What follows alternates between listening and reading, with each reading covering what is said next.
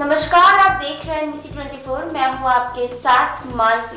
देश में पहली बार 120 साल के बाद नहीं हो सकी जनगणना। कोरोना ने लगा दी ब्रेक।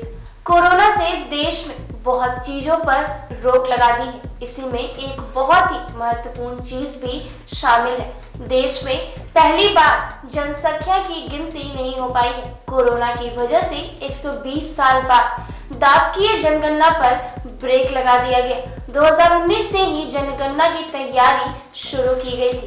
कोरोना के कारण जनगणना की सभी तैयारियां बची रह गई। गौरतलब है कि बिहार में 1901 से लगातार प्रत्येक 10 साल पर जनगणना कराई जा रही थी। आखिरी बार 2011 में जनगणना कराई गई थी।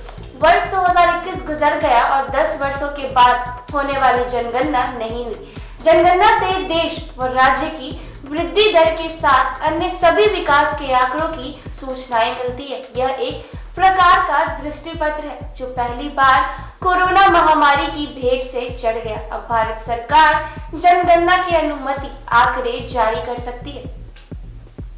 जनगणना होती तो सरकार के पास 34 प्रकार की सूचनाएं उपलब्ध हो जाती। भारत में जनगणना का इतिहास काफी पुराना है। साल 2011 तक भारत की जनगणना 15 बार की जा चुकी थी। जनगणना ना होने पर इसके कई नुकसान भी होते हैं। सरकारों को इससे विकास के आंकड़े मिलते हैं। सरकार अपनी नीतियां बनाती है। बता दें कि अब जनगणना ना होने से सरकार अनुमानित आंकड़े जारी कर सकती है। दरअसल कोरोना के खिलाफ जारी टीकाकरण की वजह से केंद्र सरकार को टीका लगाने वाले 84 करोड़ लोगों की सटीक जानकारी मिल चुकी है। अब 15 से 18 साल के किशोरों का वैक्सीन शुरू हो रहा है। इससे सरकार को लगभग पूरी आबादी की संख्या का अंदाजा हो जाएगा। इसीलिए सरकार का मानना है कि जनगणना को 2031 तक टालने से कोई खास नुकसान नहीं होगा। बता दें कि सूत्रों की माने तो टीकाकरण के अलावा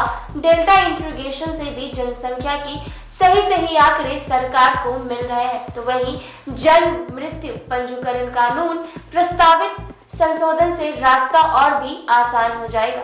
वोटर आईडी को आधार से जोड़ने के ताजा प्रस्ताव से भी जनगणना को निर्देश का काम आसान हो जाएगा। ऐसे में करीब 12,695 करोड़ रुपए बच जाएंगे। साथ ही 30 लाख कर्मचारियों की 2-3 साल चलने वाली कवायद बच जाएगी। बता दें कि जनगणना में न सिर्फ परिवार और उसके सदस्यों की सूचना मिलती है, बल्कि मकान के फर्श, दीवार और छत की सूचनाएं भी मिल जाती है।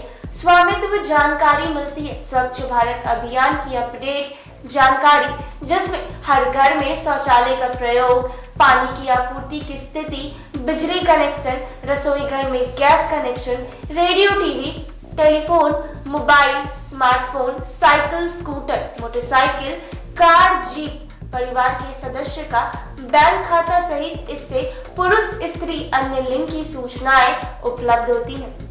साथ ही पिछले 10 वर्षों के दौरान जनसंख्या में आए बदलाव की जानकारी मिलती है, जो कि जनगणना इस बार नहीं हो पाएगी। इसी तरह के छोटे बड़े खबरों के साथ जुड़े रहे हमारे साथ NBC 24 पर।